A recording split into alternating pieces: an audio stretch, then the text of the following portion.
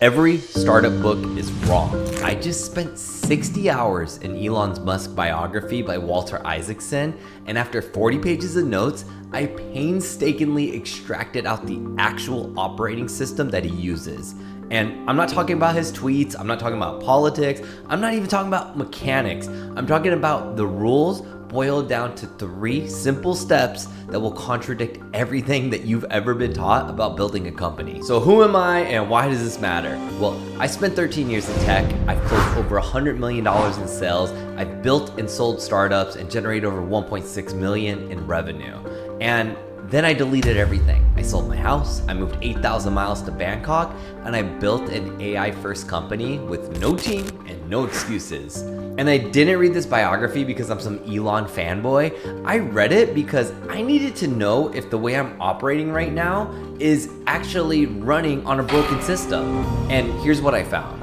Rule 1, Elon's obsession, it's not about building more, it's about deleting. And Isaacson said half of the book is about Elon just yelling at people to delete, edit, and simplify. These are Elon's actual words to his engineers, but every requirement you haven't personally questioned is a requirement that shouldn't exist. He calls it the 5-step algorithm. 1, question every requirement. 2, delete whatever doesn't survive. 3, simplify what's left. 4, accelerate the cycle. And 5, automate last. And most founders, they do this backwards. They automate first and then they scale before they ever simplify. And then they build systems on top of crap and then they wonder why they're left with a pile of shit. And even when it comes to product design, Elon's words are, I hone it down to the fewest keystrokes possible to open an account. And that's not a preference, that's a war on complexity. And every little layer that you don't eliminate, it becomes a drag on your speed and on your clarity. So here's a question to ask yourself. What are you maintaining right now that you should be deleting? And this isn't some rhetorical question, but write this down before you move on to the next rule. Rule 2, this is where most companies die, and nobody notices it until it's too late. And Elon's position is non-negotiable on this rule, and that is separating design from engineering is a recipe for disaster. And at Tesla, engineers, their desks were literally placed at the edge of the assembly lines. And they weren't in a cubicle, they weren't in some fancy office, they were literally at the end of an assembly line. And his reason is if your hand is on a stove and it gets hot, you're gonna take your hand off the stove. But if somebody else's hand is on the stove, you might not notice. And the formula is very simple. Increased distance kills feedback loops. And broken feedback loops is what kills companies.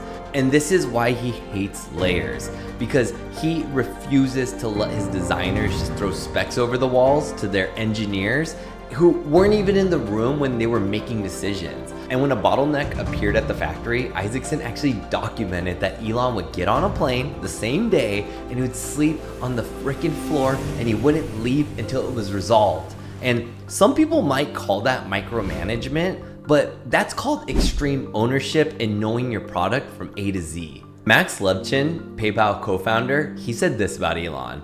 He will say the craziest stuff, but every once in a while, he'll surprise you by knowing way more about your own specialty than you would even know. And that's not his edge, that's not harder work, that's not more funding, it's just knowing the operations at a level that no single member of the team can ever outrun you on. So here's a second question to ask yourself. How close are you to the actual work? Rule number 3, and it sounds completely irresponsible, and that's how you know it's right, is Elon starts with the mission and then he figures out if it's financially viable after.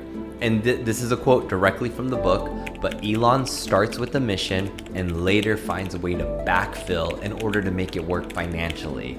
And when SpaceX launched, the goal was never profitability. It wasn't to make a Series A pitch. It was to make humanity multi-planetary, and then the business model came after. And this sounds ass backwards, and it's where most founders fail because they lock in their revenue model first, and then they bolt on a mission statement after.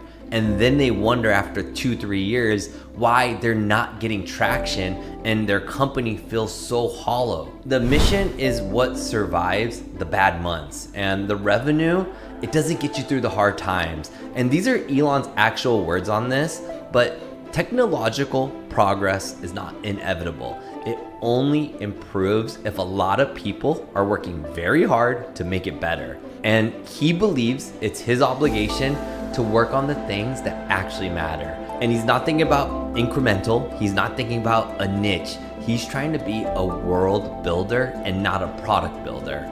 And after selling Zip2 for $22 million at 27 years old, he could have stopped. He even said, I could buy an island, but I'm more interested in creating a new company. And that's why he put almost every single dollar back into his next business. Because Elon's not talking about hustle culture. He's talking about having a value system. And if your company is just some revenue model dressed up as a vision, the market's gonna figure you out in the long run. So here's the third and final question you need to ask yourself. What is your why? And those are the 3 rules. 1, delete everything that hasn't survived. 2, collapse the distance between decision and consequence. And 3, build with a mission and backfill the strategy. And Elon has ran these same rules across Zip2, PayPal, SpaceX, Tesla, xAI, and even Neuralink. Same framework, different industries, different decades, different problems.